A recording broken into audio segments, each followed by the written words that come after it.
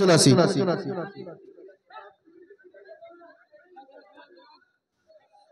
মাথায় যারা একটু বড় তারা পিছন দিকে, একদম মাথায় বড় যারা পিছন দিকে, ছোটগুলো একটু সামনের দিকে চলে আসি। আর সামনে যে চেয়ারগুলো আছে প্রত্যেকে বসে পড়ি। হাফেজ সাহেব আপনি সামনে আসুন। হাফেজ সাহেব আপনি সামনে চলে আসুন। আলাউদ্দিন সাহেব আপনিও সামনে আসুন। আপনাদের অকান্ত পরিশ্রমে যে মাদ্রাসাটা তিলে তিলে আল্লাহ পাক অনেক দূরে পৌঁছে দিচ্ছেন, তাই আপনাদের সকলকে চলে আসুন।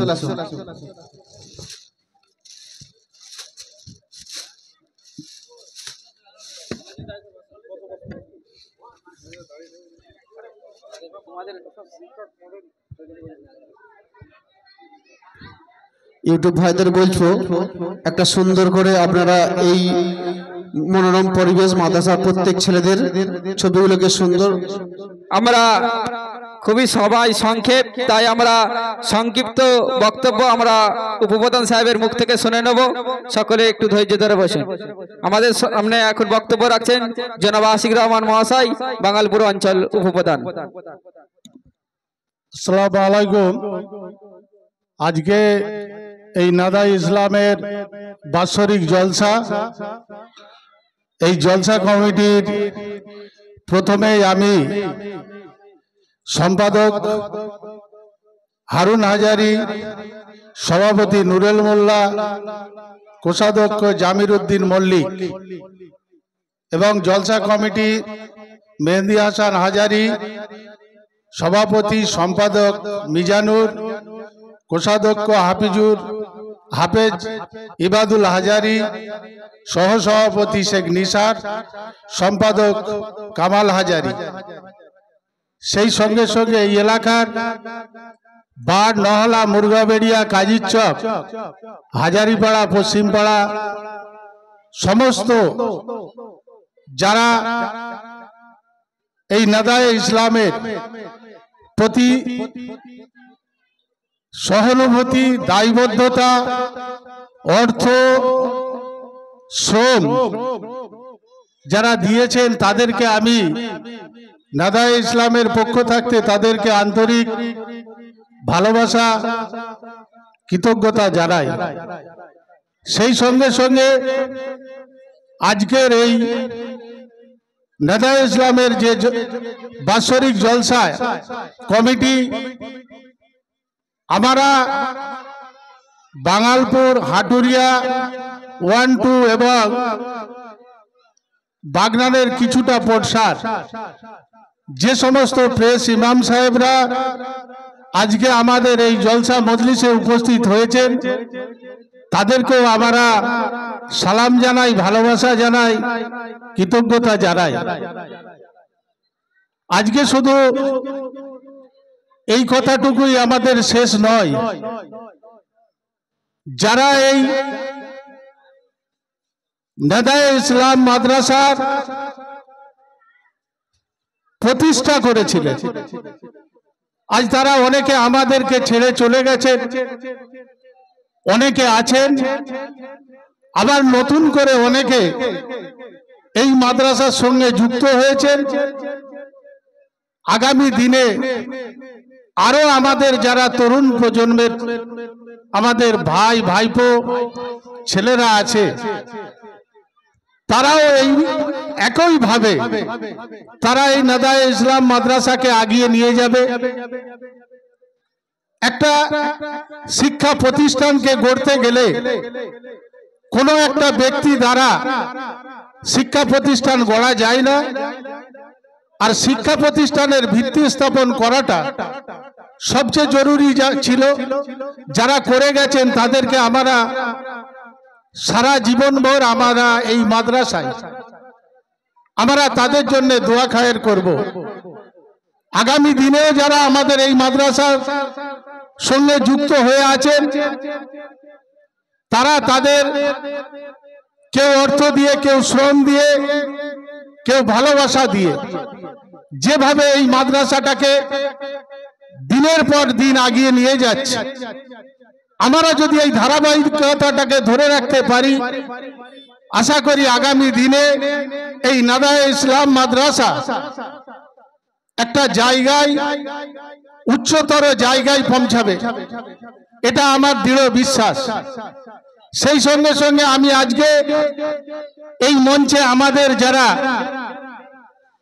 এই মাদ্রাসায় পড়ুয়া, যারা আমার ছেলের সমান, আজ আমি তাদের কাছে, তাদের গার্জেন হিসাবে তাদের বলবো, তোমরা যে উদ্দেশ্য নিয়ে এই মাদ্রাসায় এসেছো বা তোমার বাড়ির লোকের যে উদ্দেশ্য, সেই উদ্দেশ্যকে তোমাদেরকে সফল করতে হবে। সেই সফল করতে গেলে তোমাদেরকে এই মাদ্রাসার যে সমস্ত মৌলানারা আছেন তাদের কথা মতো তোমাদের চলতে হবে, তাদের নির্দেশ মতো তোমাদের পড়ালেখা করতে হবে।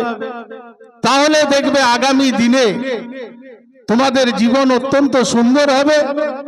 সেই সঙ্গে সঙ্গে সুন্দর হবে নাদায়ে ইসলাম মাদ্রাসা। একটা শিক্ষা প্রতিষ্ঠান তখনই বড় হয় যখন সেখান থাকতে শিক্ষার আলো জ্বলতে থাকে। শিক্ষার আলো বলতে কি বোঝাবে? তোমরা যে মাদ্রাসায় পড়ালেখা করছো, সেই মাদ্রাসায় যদি তোমরা হাফেজ হও, হাফেজের সংখ্যা যদি প্রত্যেক বছর বাড়তে থাকে, তবেই আমাদের এই নাদায়ে ইসলাম মাদ্রাসা আমাদের সার্থক হবে।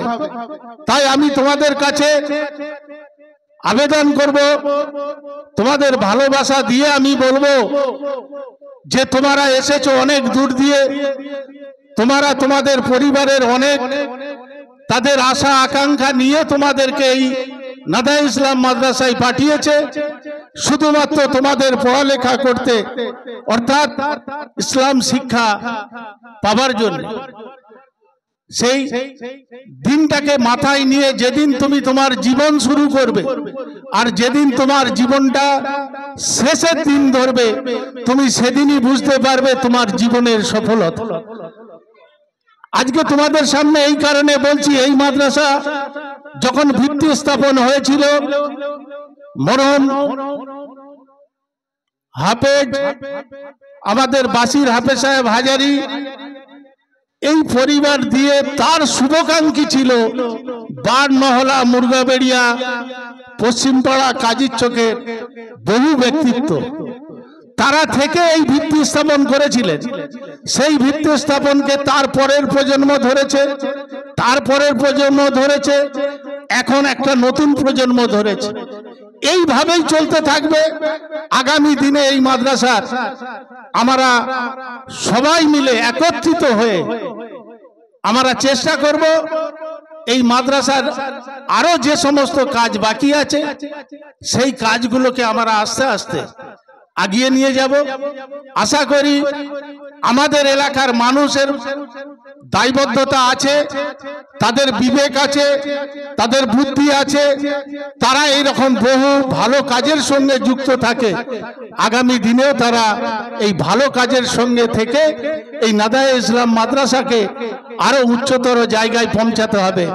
ইনশাআল্লাহ আমরা সবাই একত্রিত হয়ে আজকে আমাদের যে সমস্ত মৌলানারা সাহেবরা আসছেন, কারি মুফতি সাহেবরা আসছেন, তারা ধর্মীয় কথা বলবেন, সেই ধর্মীয় কথা আমরা শুনবো।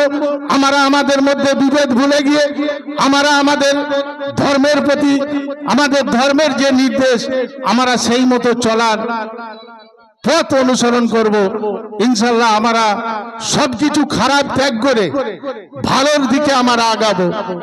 আর সব শেষে আমাকে একটা কথা আজকে বলতেই হবে, আপনাদেরকে নতুন করে কিছু বলতে হবে না।